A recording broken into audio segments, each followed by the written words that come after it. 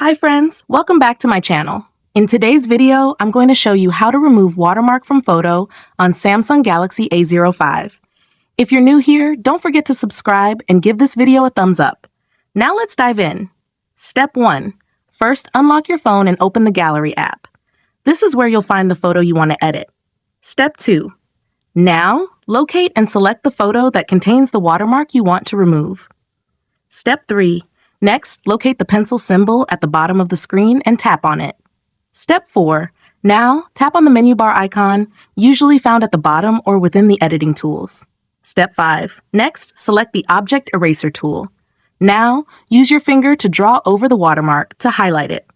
Step 6. Tap the Erase button and wait for a few seconds.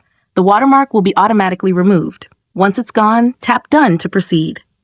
Step 7. For the last and most important step, tap the Save option on the right side of the screen, then tap one more time. Your photo is now watermark free. If you found this tutorial helpful, don't forget to give it a thumbs up and subscribe to my channel for more great tips.